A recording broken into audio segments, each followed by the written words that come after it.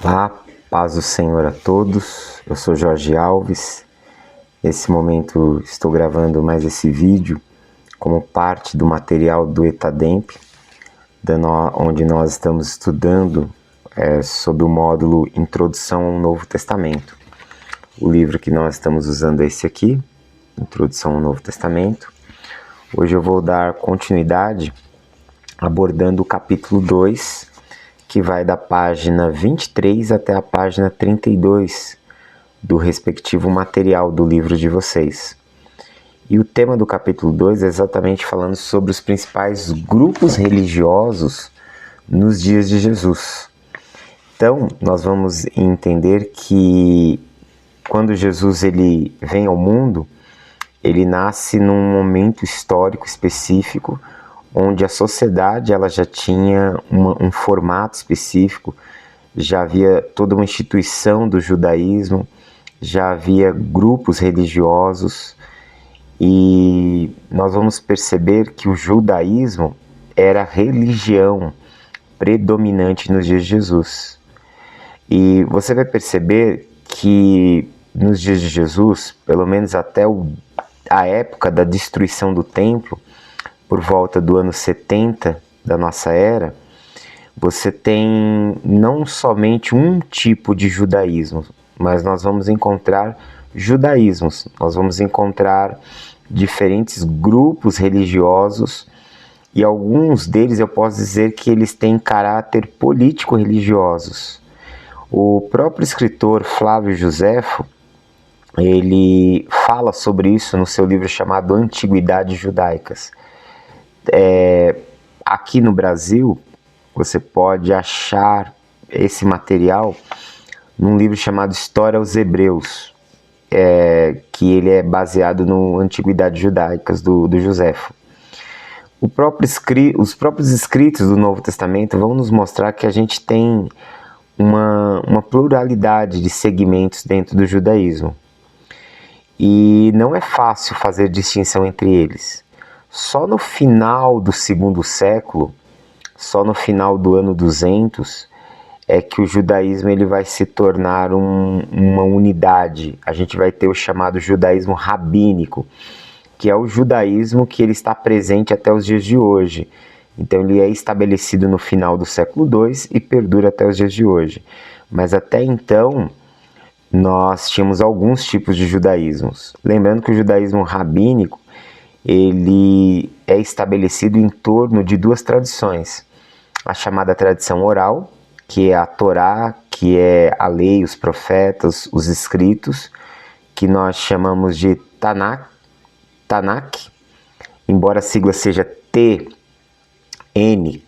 Tanakh, e muitos pronunciam Tanakh, a pronúncia no hebraico moderno seria Tanner. O Tanner é a Bíblia hebraica, que se compõe da Torá, que são os 5 livros de Moisés, dos chamados Neviim, que são os profetas, e é considerado os profetas desde Josué em diante. E depois você vai ter os escritos, que são uma literatura onde entra os salmos, os provérbios e por aí vai.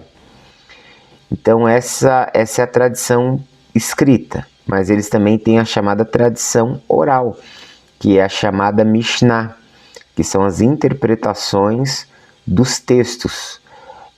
São as interpretações dos textos da Torá, e até mesmo de outras seções, de outras porções das escrituras hebraicas. Bom, a gente precisa entender então que a gente tem essa diversidade de grupos religiosos no primeiro século.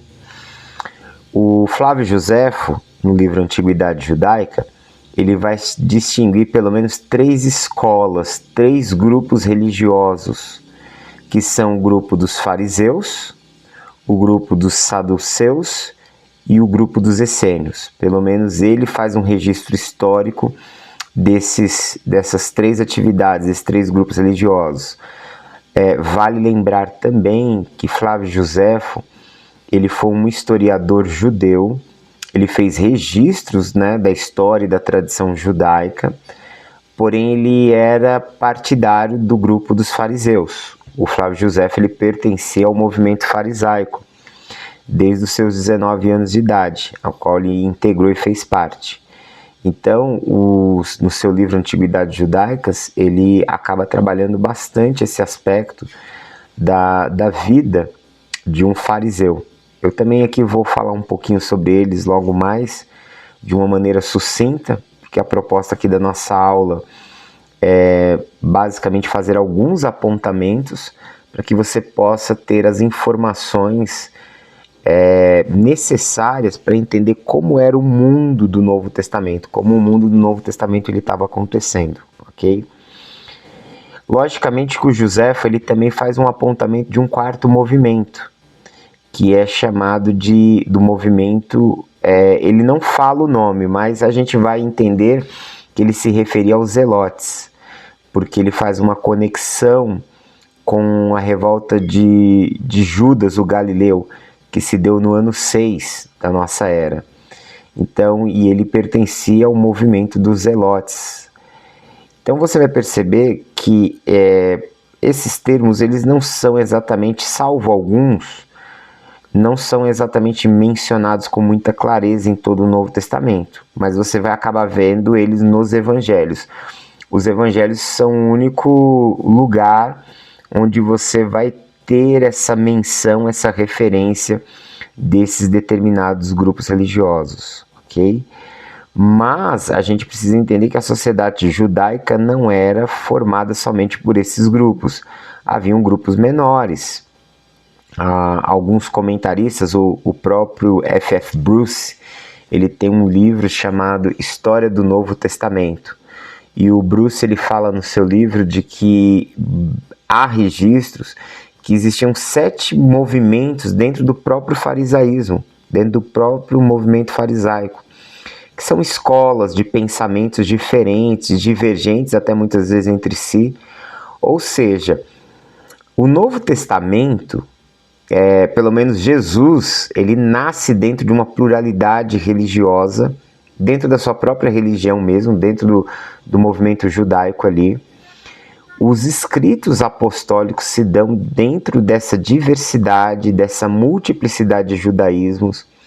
Vale lembrar que o caminho de Jesus, que o que nós conhecemos hoje por cristianismo, surge de dentro do judaísmo e para, pelo menos no primeiro século, para todos, até para a própria comunidade judaica, era visto como se fosse um segmento, mais um braço desses judaísmos. Tanto que a comunidade ela só vai receber o nome de cristãos ali por volta de Atos 12, 13, mas antes a igreja era chamada como aqueles que eram do caminho, pertenciam ao caminho, porque Jesus se dizia ser o caminho, se revela e diz acerca de si mesmo ser o caminho. E o Império Romano tratava os cristãos, o movimento de Jesus, exatamente como um segmento, mais um entre os vários judaísmos existentes naqueles dias, ok? Bom, eu quero agora começar a falar de alguns grupos que estão citados aqui no livro. O nosso livro ele vai trabalhar aqui um pouquinho explicando, falando sobre os samaritanos, sobre o movimento dos fariseus, saduceus e essênios. Então, na página 25, a partir da página 25, a gente vai acompanhar sobre o que foi o grupo dos samaritanos, tá? Via de regra, a gente já precisa entender que os samaritanos eles viviam na região central do país, da terra de Israel. Eles ficavam entre a Galileia e a Judéia, eles ficavam bem ali no meio. E foram, no primeiro século, uma comunidade que teve muita expressão e estava muito caracterizada no meio da Palestina ali. O movimento dos samaritanos, o grupo samaritano em si, eles não pertencem propriamente ao judaísmo. E a gente precisa lembrar que o judaísmo, ele nasce na reforma que Esdras estabelece quando o povo judeu volta do cativeiro, do exílio na Babilônia.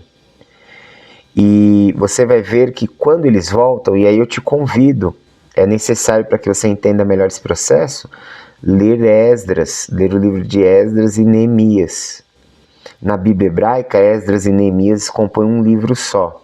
Na nossa Bíblia protestante, são 2 livros separados. Nós temos o livro de Esdras e, na sequência, nós temos o livro de Neemias. E ali você vai ver que quando eles chegam, eles retornam, já existem habitantes na terra de Israel. Já existe um grupo étnico ali. E é exatamente esse grupo étnico que vai, vamos dizer assim, será chamado futuramente de samaritanos, ok? Porque vão habitar ali na região de Samaria, ao norte de Israel. Então, os samaritanos, eles não faziam parte desse grupo que sofreu a reforma por meio de Esdras. E a história dos samaritanos, da origem deles, é muito discutida. Existe pelo menos 4 pontos de vistas, 3 a 4 pontos de vista. Você tem a hipótese dos judeus, o ponto de vista dos judeus, você tem o ponto de vista dos próprios samaritanos, você tem o ponto de vista do historiador Flávio Joséfo. Os samaritanos, eles se viam diretamente como descendentes da casa de José, de Efraim e Manassés. Vale lembrar que o reino do norte é chamado de Efraim pelos profetas no Antigo Testamento. Quando você ouve lá Oséias ou Amós, profetas que foram levantados para transmitir a palavra de Deus no reino do norte, muitas vezes as tribos do norte, que o Israel ficou sendo considerado as 10 tribos do norte, é chamado muitas vezes de Efraim nos textos dos profetas. Os samaritanos, alguns grupos samaritanos, se consideravam verdadeiro Israel, porque eles eram os descendentes dessa comunidade que nasce ali das 10 tribos, né, que ficaram ali no norte e que sofreram a ruptura nos dias de Roboão. Roboão, que era filho do rei Salomão. Basicamente, eles criam e guardavam os 5 livros de Moisés. Eles guardavam a Torá e eles tinham como livro de fé deles, somente esses 5 livros, ok? Eles não adotaram o restante das escrituras como parte das suas escrituras sagradas. Porém, os rabinos, eles tinham uma outra versão acerca do nascimento do povo samaritano. Eles diziam que os samaritanos, eles descendiam de um misto, de uma população mista. Por quê? Vale lembrar aqui, historicamente, que até os dias de Salomão, o reino de Israel, ele era unificado. Davi unificou os reinos, porque não era unificado nos dias de Saul. Davi unifica os reinos. Salomão também mantém esse reinado unificado. Então você vai ter mais ou menos por volta de 70, 80 anos, por quase um século, os grupos estão unificados. Depois, nos dias que reina o filho de Salomão, chamado Roboão, o reino se divide e aí passamos a ter o reino do norte, que era formado por 10 tribos, as 10 tribos, das 12, 10 estavam ali e formaram o reino do norte. E as outras 2, que era a tribo de Judá e Benjamim, formaram o reino do sul. Passaram a ter reis diferentes. A capital do reino do norte era Samaria, a capital do reino do sul era Jerusalém. Quando se deu o ano 722 a.C., o Império Assírio, governado na época por Senaqueribe, invade o Reino do Norte. Invade, destruindo as cidades, matando a população, dizimando todas aquelas 10 tribos. Basicamente, elas são extintas. E o que vai acontecer? Essas tribos, os sobreviventes, conseguiram ainda permanecer naquela terra, Porém, o exército assírio usou aquela região do norte de Israel como uma espécie de cativeiro, de prisão militar. Então, pessoas de outros povos que eram dizimados e sobreviventes, eram jogados para lá, como se fosse uma espécie de entulho humano, sabe? Era sobras dos que sobreviviam, eram empurrados para lá, ou muitos migravam para lá para escapar, já que ali já tinha sido dominado pela Síria. E aí o que acontece? Começa a formar uma população mista. Existe o israelita, que é de descendência mesmo ali, dos patriarcas, das 12 tribos, das 10 tribos, porém eles começam a se dar em casamentos mistos com pessoas de outros povos, de outras nacionalidades. E por conta disso, os rabinos, você vai ver isso dentro do próprio livro de Esdras e Neemias, eles não consideram esse grupo como um grupo puro, como um grupo de judeus ou israelitas verdadeiros. Então, você vai poder ver isso, anota essa referência aí, 2 Reis, capítulo 17, do verso 24 a 41, você vai ter a citação sobre esse momento histórico. Então, a Samaria, ela se torna um reduto de estrangeiros. E você vai ver que isso vai se proliferar, isso daí vai permanecer até os dias de Jesus. Você vai perceber que a região norte de Israel, nos dias da Palestina, nos dias de Jesus, é uma região composta por estrangeiros. Você pode ver que Jesus, embora ele tenha nascido em Belém, onde ele vai ser criado? Ele vai ser criado em Nazaré, que está na região da Galileia. Onde Jesus passa a concentrar o seu ministério? Jesus passa a concentrar o seu ministério em Cafarnaum, uma das principais cidades da região ali da Galileia.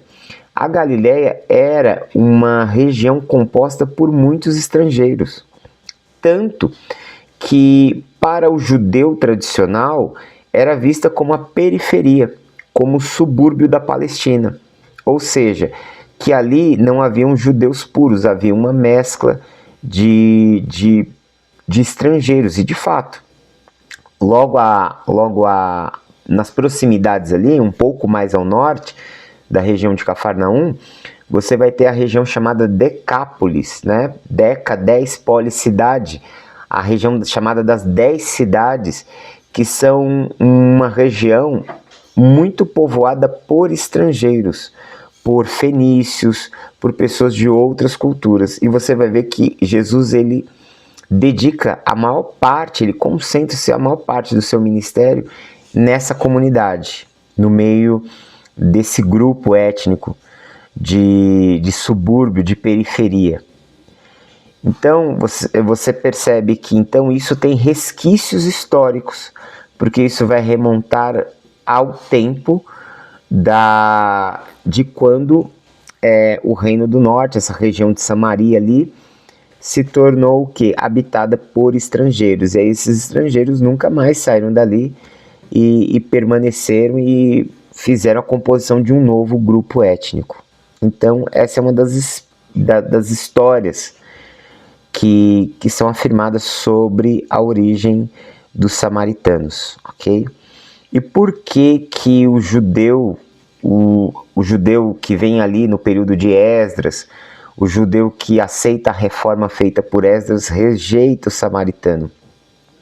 Porque eles acreditam que eles acabaram incorporando outros deuses, né? Já que esses estrangeiros vieram para ali, também trouxeram cultos idólatras a outras divindades. E o judaísmo dos dias de Esdras, ele é monoteísta. Em outro vídeo aqui eu falei que o Israel pré-exílico, Israel antes do exílio, ele é um Israel monolátrico. Ou seja, que ele cria em Deus, mas atestava a existência de outras divindades. Tanto que várias vezes Israel troca Yahvé, troca o culto a Yahvé para adorar Astarote, Astarte, Baal, porque eles tinham também como divindades. E isso foi o que, de fato, um dos pontos principais que fizeram com que eles fossem levados cativos, com que o Reino do Norte fosse destruído em 722, e em 586 a.C., o Reino do Sul, que também estava afetado pela idolatria, também fosse levado cativo. Depois desse período na Babilônia, depois desse período de exílio, o judaísmo ele nasce como uma religião monoteísta, que defende a crença em um único Deus e rejeita qualquer expressão de idolatria. E é por isso também que o judeu ele tem muita dificuldade de crer em Jesus como Filho de Deus. Por quê? Porque eles começam a afirmar a crença que o Eterno é um. Eles recitam o Shema, que é aquela confissão de fé. Ouve, ó Israel, o Senhor teu Deus é o único Senhor, que está ali por volta de Deuteronômio capítulo 6, verso 3 ou 4. E que eles falam, né? Shema Israel Adonai Elohim Eloheinu Echad. Ou seja, o Senhor teu Deus é um. A tradução literal seria o Senhor teu Deus, ele é um. Né? Ouve, ó Israel, o Senhor teu Deus é um. Echad é um. Então, eles tinham muitas dificuldades em aceitar Jesus se proclamando Filho de Deus.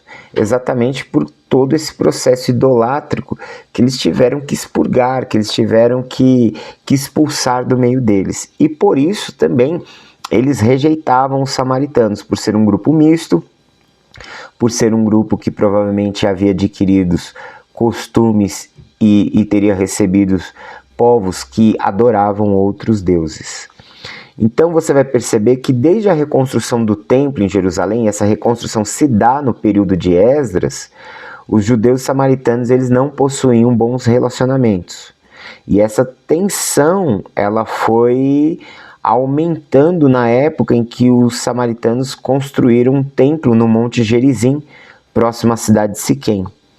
E aí depois esse templo ele foi destruído, ok? Por João Hircano, no ano 128 a.C., João Hircano, que se tornou sumo sacerdote do meio do povo judeu. Ele vinha de uma família sacerdotal e para defender os interesses sacerdotais, e aí a gente tem um mundo de politicagem por trás absurda, que não dá para eu falar aqui, muitas manobras políticas, muitas defesas de interesses. O João Hircano ele destrói com exércitos o templo dos samaritanos para priorizar o quê?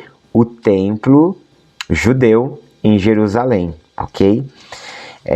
Um livro que vai falar sobre isso é o livro apócrifo de Eclesiástico.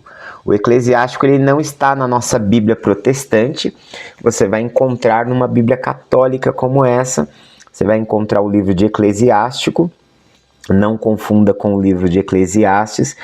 Você vai ter aqui livros como Eclesiástico, o livro de 1º e 2º Macabeus, que vão te dar um relato histórico desse processo que se deu ali por volta do 2º século antes de Cristo, ok? Então, se você ler esses livros numa Bíblia católica, você vai estar inteirado desses fatos. No Eclesiástico, lá no capítulo 50, o Eclesiástico é um livro grande, versos 25 e 26, há uma referência aos samaritanos como não sendo uma nação, como sendo um povo insensato que habitava em Siquém. Esse é o olhar do judeu sobre o samaritano, mostrando já a animosidade, né, a hostilidade que existia entre judeus e samaritanos, perdurando, né, até o 1º século, como você pode ver, por exemplo, no Evangelho de Lucas. No próprio Evangelho de Lucas, se você abrir no capítulo 9, versos 51 a 54, nós vamos ter uma referência sobre isso. Vou ler aqui para você. Capítulo 9 do Evangelho de Lucas, verso 50, diz assim: Mas Jesus lhe disse, não proibais, porque quem não é contra vós, os outros é por vós. E aí a gente vai ter aqui, no verso 51 a 54, diz assim: E aconteceu que ao se completarem os dias em que deveria ele ser a subir aos céus, manifestou no semblante a intrépida resolução de ir para Jerusalém e enviou mensageiros que o antecedessem. Indo eles, entraram numa aldeia de samaritanos para lhe preparar pousada. Mas não o receberam. Ou seja, os samaritanos não receberam Jesus, porque o aspecto dele era de quem decisivamente ia para Jerusalém. Vendo isso, os discípulos, Tiago e João, perguntaram: Senhor, queres que mandemos descer fogo do céu para consumir eles? Jesus, porém, voltando-se, repreendeu a eles e disse: Vós não sabeis de que espírito sois, pois o Filho do Homem não veio para destruir as almas dos homens, mas para salvá-las. E seguiram para outra aldeia. Então você vê que quando os samaritanos aqui não recebem Jesus, os discípulos de Jesus, que são judeus, já queriam mandar fogo para queimar as cidades ali dos samaritanos, né? Então isso mostra esse nível de hostilidade que existia. Bom, mesmo assim, as informações sobre a história, o movimento, como surgiu de fato os samaritanos, ela ainda é muito incerta. O que a gente pode entender aqui é que as crenças samaritanas, elas giravam também em torno, pelo menos nos dias de Jesus, as crenças samaritanas giravam em torno do monoteísmo. Eles defendiam e criam que Deus é um só, infinito e todo-poderoso. Eles entendiam que Moisés era o único profeta. A gente pode ver isso no diálogo que Jesus tem com a mulher samaritana, no Evangelho de João, no capítulo 4. Onde ela expressa as crenças dos samaritanos. Para os samaritanos, o Pentateuco era o único livro sagrado e você tem a comunidade samaritana até hoje ele existe, e eles consideram ainda somente como texto sagrado o Pentateuco, os 5 livros de Moisés. E na mentalidade deles, o Monte Gerizim era o lugar escolhido por Deus para o santuário. Essa comunidade ela ainda existe até os dias de hoje, e ela vive naquela região e 2000 anos depois mantém basicamente as mesmas crenças. Para vocês terem ideia, o ritual de Páscoa deles é sacrificando cordeiros, é sacrificando mesmo, com derramamento de sangue, com aspersão. Eles aspergem um altar. Você pode ver que eles remontam a ideias muito antigas mesmo.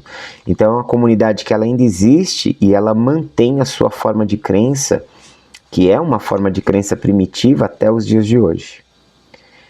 Bom, depois eu quero falar aqui também um segundo grupo, que esse talvez seja o mais expressivo e o mais conhecido, é o grupo dos fariseus. Você pode estar lendo a partir da página 27 do seu livro. Quando nós falamos do movimento farisaico, primeiramente, a grande maioria dos historiadores e pesquisadores vão remontar o surgimento do farisaísmo aos dias de Esdras. Esdras, ele foi um escriba versado no conhecimento das escrituras, um homem zeloso, um homem que se entregou à tarefa de ensinar a Torá, a lei ao povo de Deus. Ele trouxe uma reforma espiritual para Jerusalém, para a Judéia nos seus dias. Para muitos ele é o primeiro escriba, ele é o primeiro copista da lei, da palavra de Deus, primeiro, pelo menos após, né, o retorno, o primeiro mestre, o primeiro ensinador, transmissor da palavra, ok? Então, se você lê Esdras 7:10, você tem aquele célebre texto onde diz: Esdras tinha preparado o seu coração para buscar a lei do Senhor, para cumprir a lei do Senhor e para ensinar a Israel os seus estatutos e os seus direitos. Alguns acreditam que é nos dias de Esdras que vai nascer a sinagoga. O Sinédrio. Que o Sinédrio, ele nasce nos dias de Esdras, que é também chamado de Grande Assembleia ou Grande Sinagoga, ok?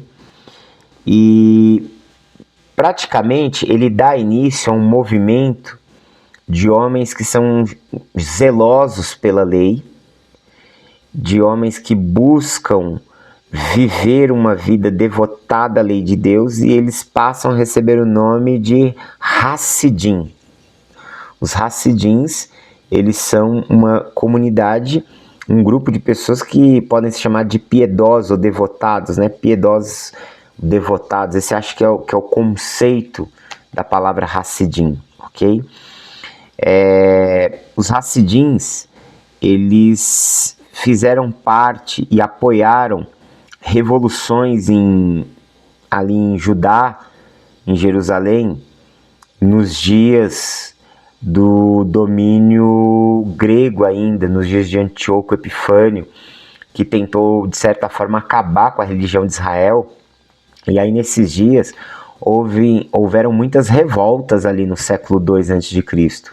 Novamente, eu te convido a saber melhor disso lendo o livro de Macabeus, 1º e 2º Macabeus, que estão aqui na Bíblia Católica. Vai ter uma revolução coordenada por Matatias por volta do ano 167, é registrado no 2º Macabeus, capítulo 2, onde esse grupo, os judeus racídicos, eles apoiam essa revolução. E basicamente os Hassidins, é eles quem vai dar origem aos fariseus, tá? Os fariseus, eles são a continuidade desse movimento. Os Hassidins, eles apoiaram politicamente algumas reformas, algumas revoltas, apoiaram a ascensão de alguns sacerdotes, não apoiaram de outros, quando chega nos dias de João Hircano, esse movimento ele rompe com o governo, né? O João Hircano, ele se torna sacerdote e basicamente eles rompem e formam um movimento que recebe o nome em hebraico de Perushim, que é traduzido por fariseus, né? A palavra Perushim em hebraico, na verdade, quer dizer separatistas, aqueles que não concordam, que se separaram por não concordarem com os ideais políticos ali que estavam sendo propostos naqueles dias através do sacerdote João Hircano. Logicamente que isso é motivo de muita discussão. Logicamente a gente tem o quê? Várias tradições, vários historiadores, mas a gente não tem um consenso final sobre esse assunto. Mas os fariseus, eles vão surgir exatamente dentro desse movimento aí. Alguns tentam dizer que fariseus têm o sentido de serem os que vieram da Pérsia, mas a palavra em hebraico perushim quer dizer separatistas, que vem também de periciar, né? No aramaico periciar. E o farisaísmo, ele é um movimento de homens piedosos que se tornam intérpretes das escrituras, que se tornam mestres. Entre os fariseus existem copistas da lei, escribas, né, os soferins, os escribas, aqueles que fizeram trabalho de tradução do texto, que copiavam o texto, eram professores, eram mestres, eram pessoas que levavam a observância e obediência à lei de maneira muito restrita, de maneira muito séria. Era um grupo popular, era um grupo que recebeu uma enorme aceitação do povo. Era um grupo que recebeu um enorme respeito. E eles faziam, em certo sentido, oposição ao outro grupo, que era o grupo dos saduceus, composto pelos sacerdotes, composto pela elite religiosa. Eles foram opositores políticos de Herodes, e isso fez com que o povo, fez com que eles ganhassem a simpatia do povo. E por que eles se opunham a Herodes? Exatamente por questões religiosas, por questões morais. Ele criticava o comportamento eles criticavam o comportamento do monarca. Então, muitas vezes, o próprio Herodes ele se lançava contra, né, os fariseus, perseguindo. Muitas vezes, assassinando. Os fariseus, eles sofreram inúmeras perseguições do século II, do final do século II, século I a.C., até o final do século I, eles sofreram inúmeras perseguições. E a maior parte das perseguições deles estavam atreladas ao fato exatamente de buscarem uma vida mais piedosa, uma vida mais pura, uma vida mais justa. Às vezes a gente usa o termo fariseu de forma pejorativa, mas os fariseus, eles foram ali no século II, século I principalmente, os grandes heróis do movimento popular, os grandes heróis que levaram a comunidade novamente para as Escrituras, para o zelo das Escrituras. Se você for olhar, fazendo uma análise histórica de Jesus, fazendo uma análise até mesmo judaica, o estilo de ensino de Jesus, a forma como Jesus explica a Torá, é uma forma muito farisaica. Ele está muito próximo do estilo dos fariseus de interpretar, de ler o texto. Eu já falei em um outro vídeo que Jesus ele cita frases de Hilel no seu próprio texto. E às vezes ele tem posicionamentos semelhantes ao do Shammai. Então você vê que nos ensinos de Jesus, nas falas de Jesus, ele transita sobre as duas grandes escolas que existem ali no final do primeiro século, que são as escolas, a casa de Hilel e a casa de Shammai, que são os grandes mestres dos seus dias. E Jesus, nas suas falas, interage com muitos dos pontos desses mestres. Você vai ver que Jesus ele atraía muito escribas e fariseus para ouvi-lo, e muitos ficavam questionando e perguntando para Jesus.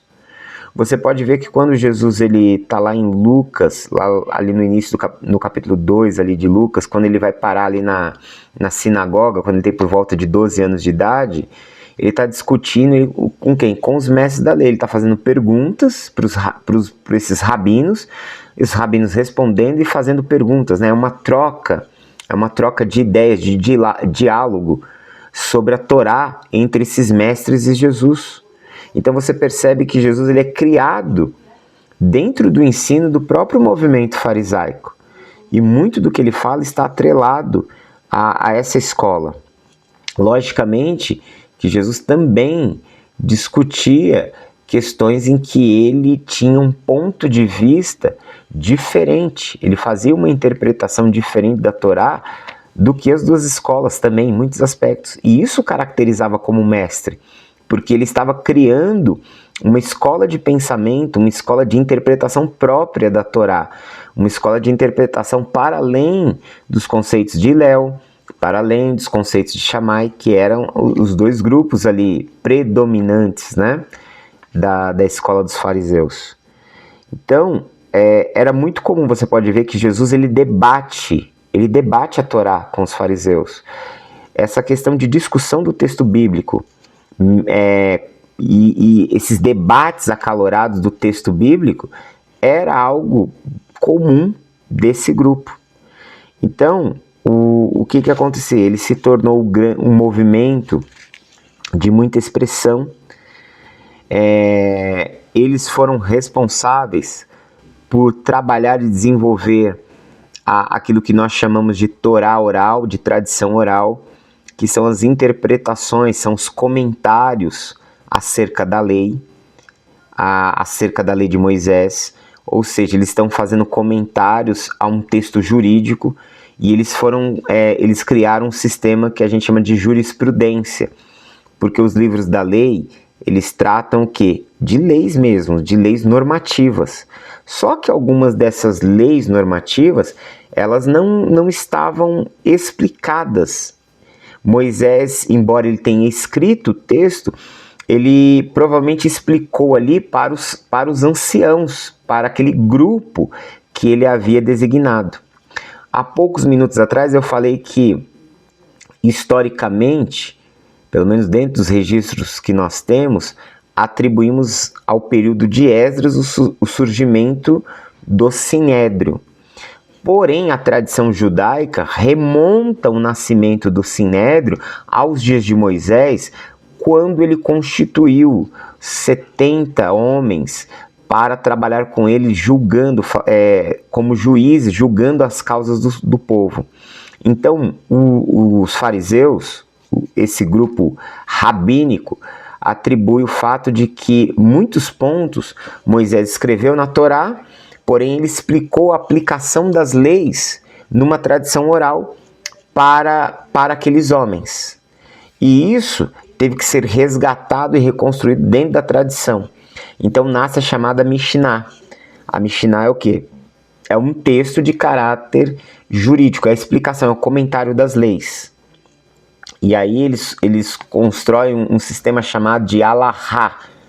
Você vai ver muito nos livros a palavra Halakha, H-A-L-A-K, Halakha, mas se lê Halakha. Halakha é a forma como se interpretam esses textos jurídicos. Ao interpretar esses textos jurídicos, eles criam uma jurisprudência, ou seja, uma forma específica como eles vão lidar com determinadas causas e determinadas situações. Um exemplo disso que eu posso usar para vocês é explicar sobre o Shabat, por exemplo, sobre a guarda do sábado. O sábado, tanto em Êxodo capítulo 20 como em Deuteronômio capítulo 5, o texto diz que nenhum trabalho deveria ser feito ao sábado, que nenhuma obra, nenhum trabalho servil seria feito, porém não especifica que tipos de trabalho não deveriam ser feitos aos sábados. E aí é dentro da tradição, é dentro da Mishnah que os rabinos explicam e criam as 39 proibições do sábado, como, por exemplo, usar couro, acender fogo, é delimitado um tipo de caminhada, né, o tanto que um judeu poderia andar, porque tem um texto, agora eu não me lembro se ele está em Êxodo, se ele está em Números, que ele fala que o judeu, que o israelita ele não deveria se mover no dia do sábado, mas a ideia é que não era que ele tinha que ficar parado. Então eles explicam isso, então estabelecem que uma pessoa pode andar até 1 quilômetro no sábado. Então é criado um sistema de interpretação dessas leis para que essas leis pudessem ser aplicadas e vivenciadas, ok? Logicamente, como eu disse, existiam escolas de interpretação. Então, nos dias de Jesus, eles se tornam muito rigorosos. Quando, por exemplo, Jesus está vindo com os discípulos e os discípulos estão com fome e eles pegam e colhem espigas de milho e começam a comer, os fariseus querem condenar eles. E aí Jesus fala que o sábado foi criado para o homem e não o homem para o sábado.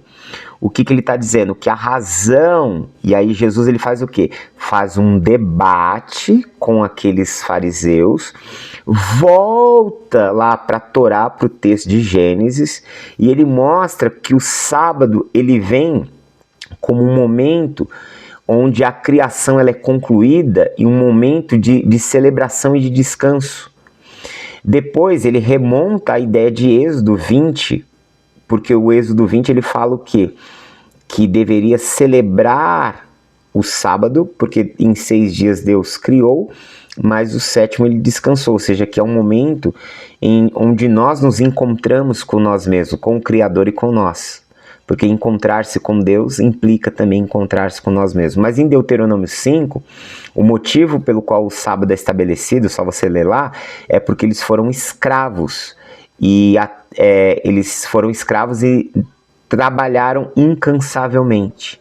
Você pode ver que o que Jesus está interpretando, que o sábado é sempre dado para a comunidade, para o homem, como um alívio para as cargas da vida, como um momento de encontro para com Deus, para um momento onde ele celebra a existência, ou seja, o sábado é dado como uma dádiva para o homem. Então o homem ele precisa vivenciar aquela experiência do que é dado para ele.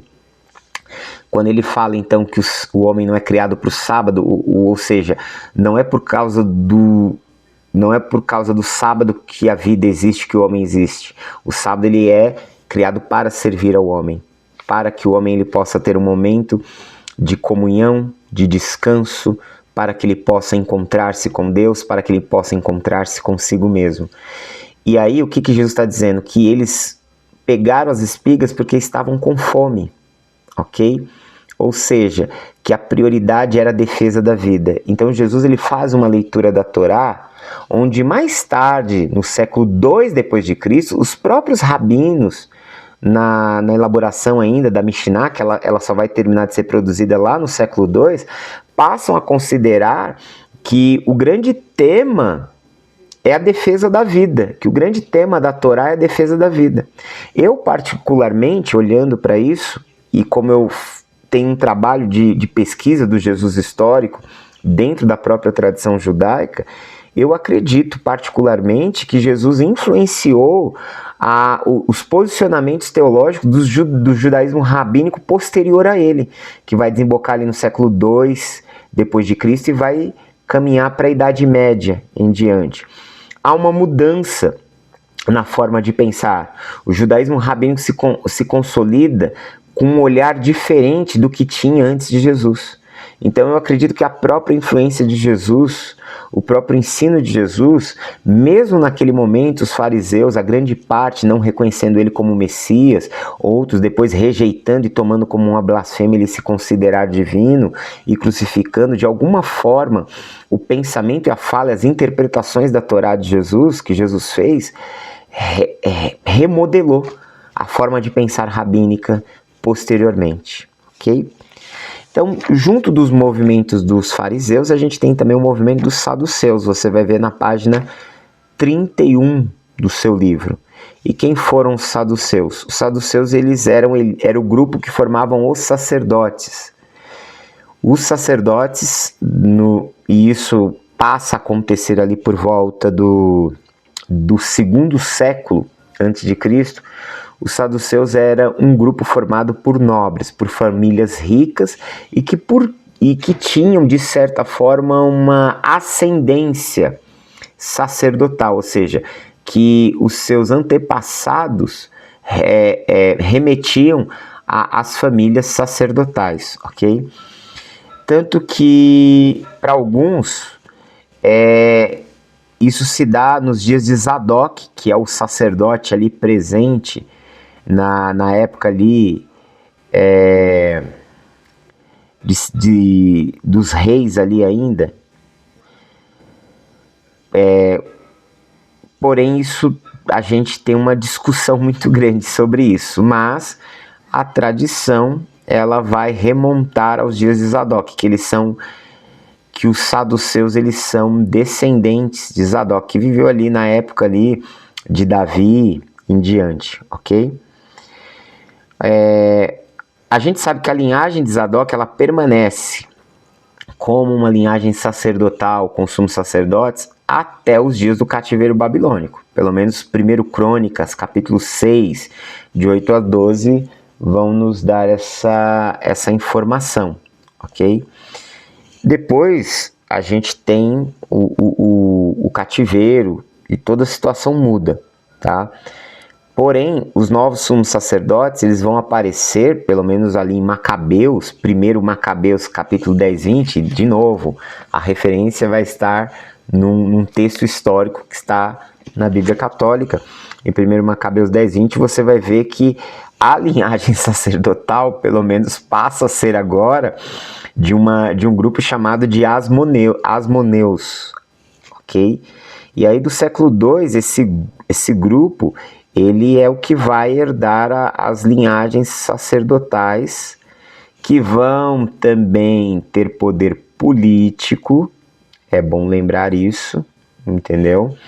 E que, de certa forma, essa linhagem, essa ascensão dos asmoneus no poder que vão escolher os sacerdotes.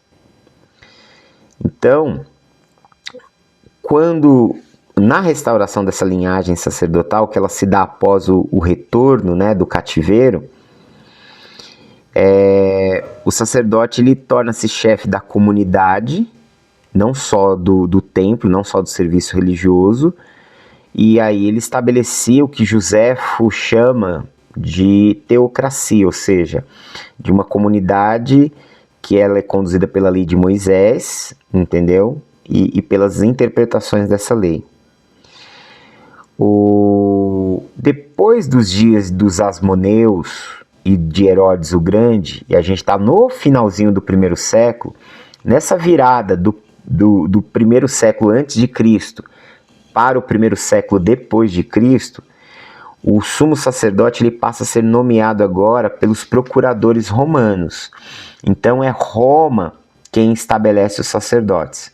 Tem até uma situação muito interessante, você vai ver isso no Evangelho de João, que você tem 2 sumos sacerdotes nos dias de Jesus.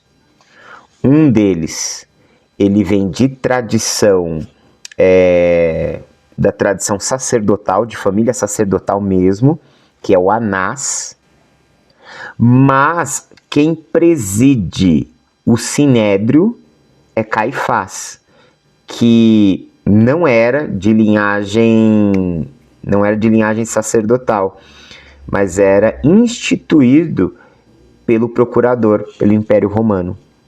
Então você tem essa interferência política que já está acontecendo há muito tempo atrás dentro do movimento religioso de Israel, ok?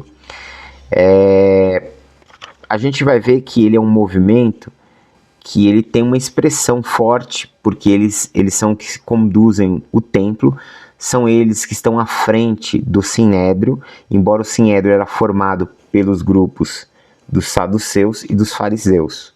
Os grupos sacerdotais e os grupos dos fariseus compunham a elite ali da grande sinagoga do Sinédrio, tá? Eles tinham visões teológicas acerca do texto do Antigo Testamento diferentes dos fariseus. O farisaísmo, no farisaísmo, o movimento farisaico se defende a ressurreição dos mortos. No movimento farisaico, construiu sua ideia de hierarquia de anjos do bem, de anjos do mal, e tudo isso é rejeitado pelos saduceus. Por quê? Porque o movimento dos saduceus, eles defendiam que o texto da Torá, pelo menos o texto da Torá interpretado antes do exílio, não tem menções sobre isso. Então, saduceus, sacerdotes não acreditavam em demônios, não acreditavam em anjos, não acreditavam em anjos como seres espirituais, né? Porque eles entendiam a palavra malach, que é traduzida por anjo, como um mensageiro humano, não como um mensageiro de uma dimensão espiritual, ok? Então, eles não criam.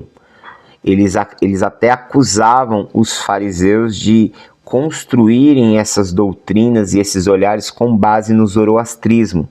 Por isso eles eram chamados pelos saduceus de Perushim como persianitas, como aqueles que estão trazendo as ideias, os conceitos lá da Pérsia, entendeu? Então, havia toda essa discussão teológica.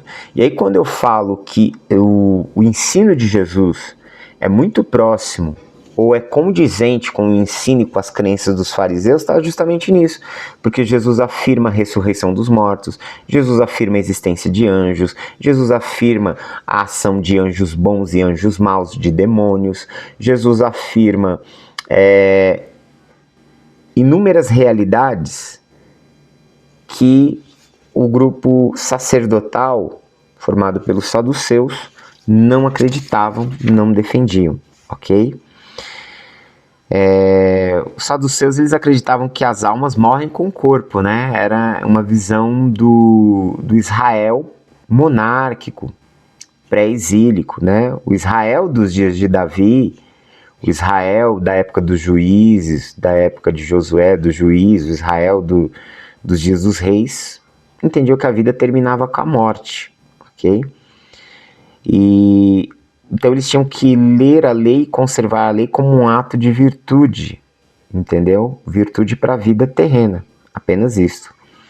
Então, esse é um pouquinho sobre os saduceus. Eu quero encerrar aqui falando sobre os essênios. Você pode ver isso na página 32 do livro.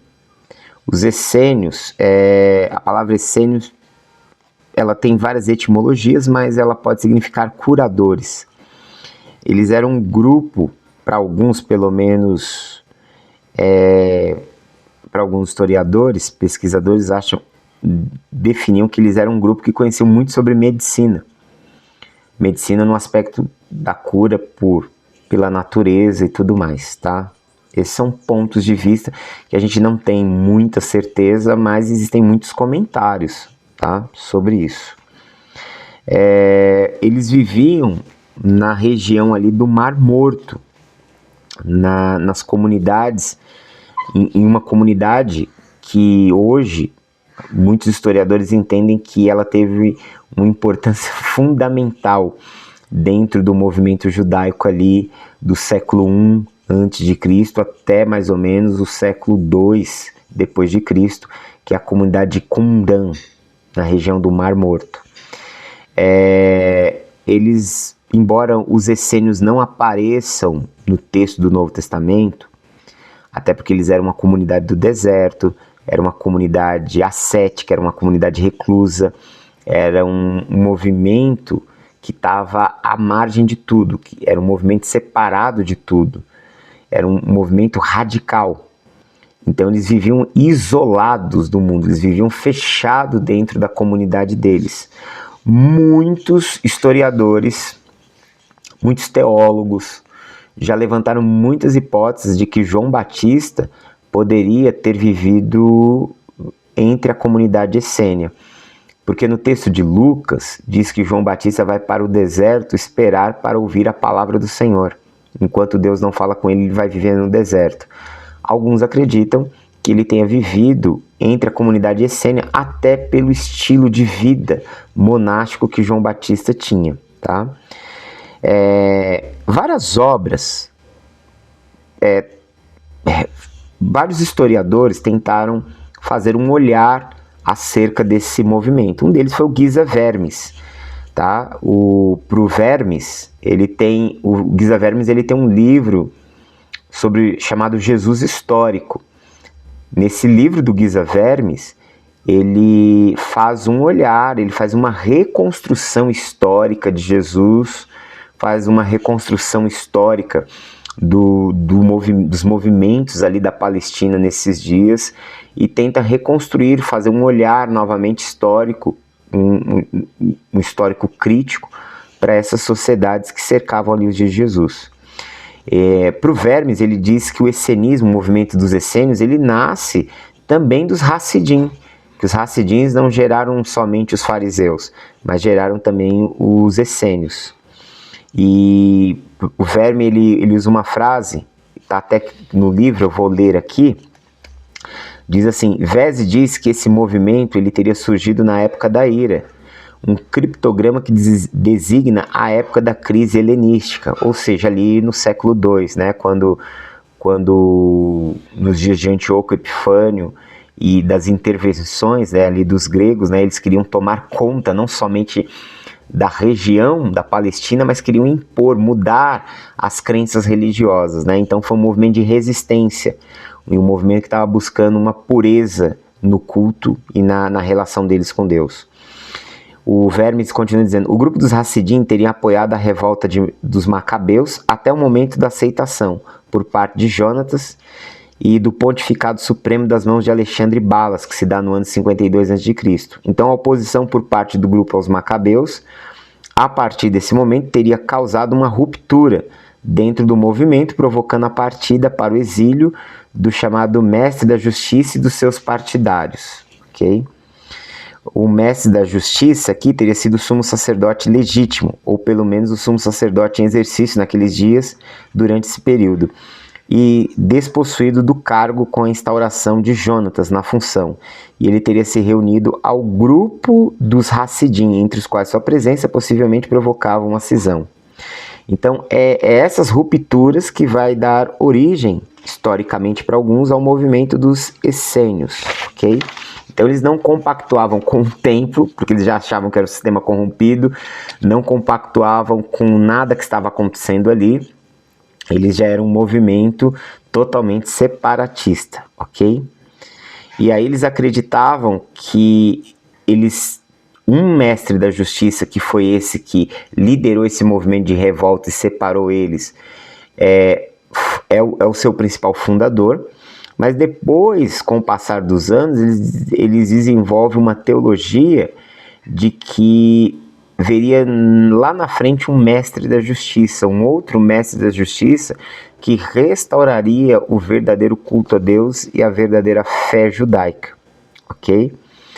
Então, esse é um dos pontos de vista sobre a formação dos essênios. Muito pouco se sabe sobre eles, mas sabe-se que eles viveram naquela região do Mar Morto, que talvez os escritos que nós encontramos, que arqueólogos encontraram lá no século XX, que comprovaram a veracidade de muitas histórias e textos bíblicos como sendo históricos, factuais, talvez tenham sido cópias produzidas pelos próprios essênios, ok? Então, a arqueologia ela não tem muitas descobertas, muitas averiguações sobre isso, entendeu? Porém, na página 35 do livro, tem uma citação do Herschel Shanks, que foi o presidente da Sociedade Bíblica de Arqueologia. E esse artigo aqui, que está aqui no livro, ele está citado num livro chamado Para Compreender os Manuscritos do Mar Morto. Se você puder adquiri-lo, você vai ter uma visão melhor para entender sobre esses manuscritos. Mas o Herschel Shanks, citado aqui, diz assim: os essênios de Qumran eram um grupo sacerdotal, seu chefe também era um sacerdote. O arqui-inimigo da seita era um sacerdote, usualmente designado como sacerdote ímpio. Então eles faziam, ele era um movimento de sacerdotes contra o grupo dos sacerdotes que estavam ali no poder político. Era um grupo de sacerdotes que se colocaram contra o grupo em ascensão. E ele diz: existem razões para acreditar que a seita dos essênios adotava um esquema de sacrifícios em sua comunidade de Qumran. De qualquer forma, a comunidade estava atenta às tradições sacerdotais, às leis cerimoniais, às ordens dos sacerdotes e ao calendário litúrgico, da comunidade judaica. Muitas das suas composições refletem seu interesse quase obsessivo pela ortopraxia sacerdotal, ou seja, a correta prática e observância da lei. A comunidade se referia aos seus sacerdotes como filhos de Zadok, isto é, membros da antiga linhagem de sumo sacerdote estabelecida nas escrituras, lá nos dias do rei Davi. Okay? Então essas são as informações que temos sobre essas comunidades. Então nessa aula de hoje, nós vimos sobre os principais grupos religiosos nos dias de Jesus, que compreendem as páginas 23 e 32 desse livro aqui, que é a introdução ao Novo Testamento. Nós estudamos um pouquinho sobre os samaritanos, sobre os fariseus, sobre o movimento dos saduceus e o movimento dos essênios. Que Deus abençoe ricamente a sua vida e tenha um ótimo tempo de estudos. Forte abraço e até mais.